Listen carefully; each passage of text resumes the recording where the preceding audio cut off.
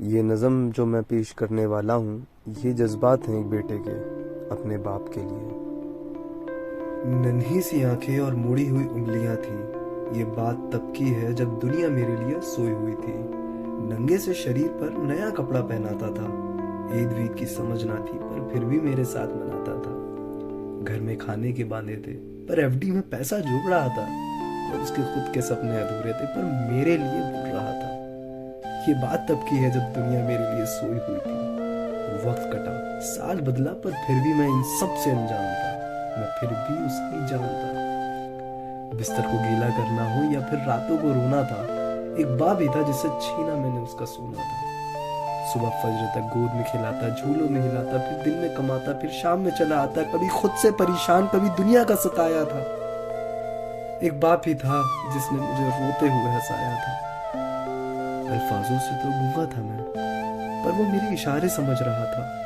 मैं खुद इस बात से हैरान हूँ आज कि कल वो मुझे किस तरह पढ़ रहा था। और अब्बा तो छोड़ो यार, अभी आ भी नहीं निकला था, पर वो मेरी हर फरमाइशों को पूरा कर रहा था। और मैं भी उसके लाड प्यार में ढलने लगा था। घर से वो निकल ना जाए, अब उसके कदमों पे नजर रखने लगा था। और मुद्दे तो हजार थे बाजार में उसके पास, पर कब ढल जाएगा सूरज उसको इसका इंतजार था। और मैं भी दरवाजे की चौखट को ताकता रहता, जब होती दस्तक तो वाकर से झांकता रहता। देख के उसकी शक्ल में दूर से चिल्लाता था। जो भी इशारे मुझको आते थे उसे अपने करीब बुलाता था। वो भी छोड़ छाड़ के सब कुछ अब मुझे सीने से लगाता था। कभी हवा में उछालता था, कभी करतब दिखाता था।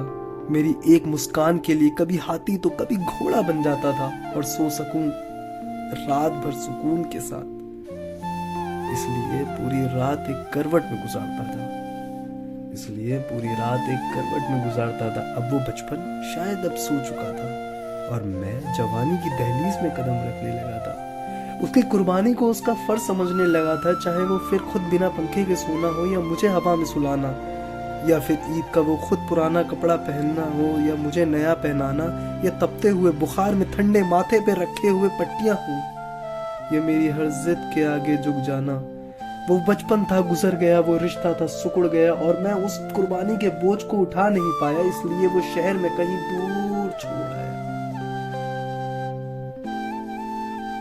नया शहर था, नए शहर की हवा मुझ पे चढ़ने लगी थी। अपने बाप की हर नसीहत मुझे बचपना लगने लगी थी। काम जो मिल गया था, पैसे जो आने लगे थे, क्या जरूरत है बाप को, ये सोच मुझ में पड़ने लगी थी। और उधर मेरा बाप बेचैन था मेरी याद में कि कुछ रोज तो घर आजा बेटा, बस यही था उसकी फरियाद में। और मैं उससे हिसाब लेने लगा था जो दुनिया का कर्जदार बन चुका था। क्या जरूरत है तुम्हें अब्बू इतने पैसों की, अब ये सवाल करने लगा था। अब घड़ी का कांटा फिर पलट चुका था।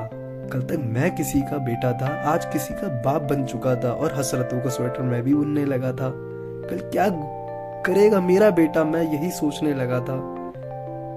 अब दुनिया में मुझसे कोई ना आगे था ना कोई अपना था, बस वही एक सपना था। तब मुझ में जज्बात उमड़ने लगा, जिस जज्बात से मैं हमेशा अनजान था कि कल क्या गुजरी होगी मेरे बाप पर, अब ये मुझे समझ आने लगा था। बेलूस मोहब्बत की मूरत होता है बाप, जो लफ्जों में ना बुना जाए और कलमों से ना लिखा जाए, वो होता है बाप।